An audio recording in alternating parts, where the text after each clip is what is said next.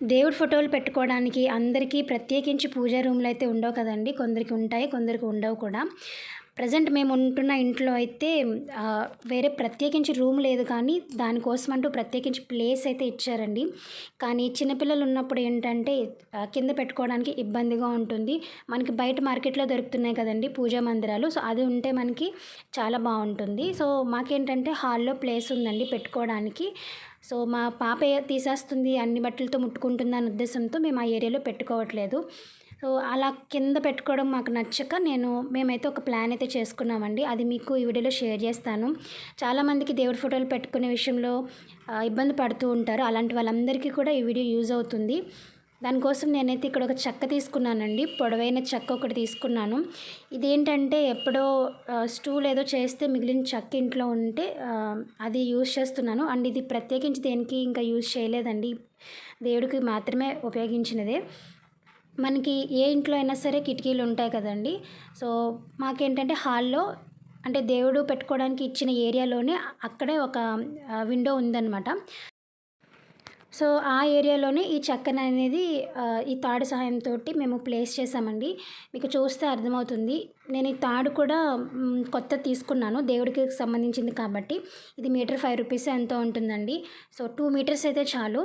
మేము మామూలుగా 6 మీటర్స్ అలా తెప్పించుకున్నాము. మీకు ఎంత లేదన్నా ₹30 మించి అయితే అవ్వదండి.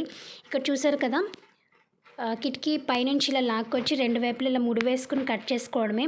మీకు ఇది తర్వాత కట్టేసిన తర్వాత చూడడానికి ఎలా ఉంటుందంటే చెక్క ఉయ్యాలలు ఉంటాయి చూసారా, అదే విధంగా ఉంటుందండి.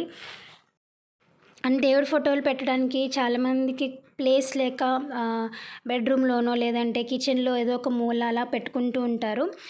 అలా కాకుండా ఇలా పెట్టుకుంటే చాలా బాగుంటుందండి. చూడడానికి బాగుంటుంది, ప్లస్ మనకి అంత స్పేస్ ఏమీ ఆక్యుపై చేయదన్నమాట. చక్కగా ఉంటుంది. చూసారు కదా, పైన నుంచి తీసుకొచ్చి ఇలా కింద వైపు ముడివేసేసి కట్ చేసేసాం అంతే. అండ్ దేవుడి ఫోటోలు కూడా ఎక్కడ పడితే అక్కడ పెట్టలేము కదండి. అంటే మనకి దేవుడి ఫోటోలు ఫేసింగ్ అనేది అయితే పడమర వైపైనా ఉండాలి, లేదంటే దక్షిణం వైపైనా ఉండాలి. అంటే మనం తూర్పు వైపున ఫొటోస్ పెడితే పడమరకు చూస్తున్నట్టుగా ఉండాలి, లేదంటే దక్షిణం వైపుకు చూస్తున్నట్టుగా మనం ఫొటోస్ అనేవి పెట్టుకోవాలి. సో, కిటికీ ఉంది కదా అని ఎక్కడ పడితే అక్కడ కూడా మనం పెట్టలేము. సో, ఇది దేవుడి ఏరియా కోసం ఇచ్చారు కాబట్టి మాకు అక్కడ లక్కీగా పెట్టుకోవడానికి బాగుంది.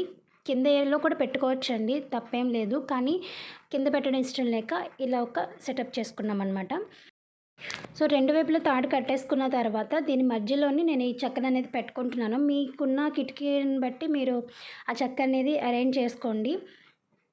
సో, ఇలా చూసారా, మంచి బల్లలాగా మీకు తయారవుతుందండి.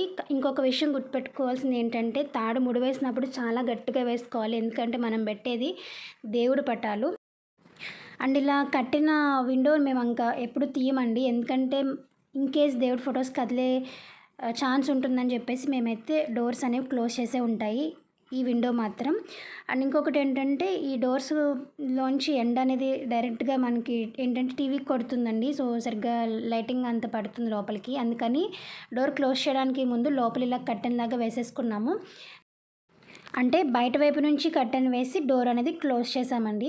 ఇది కంప్లీట్గా నేను ఫొటోస్ అవన్నీ పెట్టిన తర్వాత నేను మళ్ళీ ఒక వీడియో చేసి పెడతాను.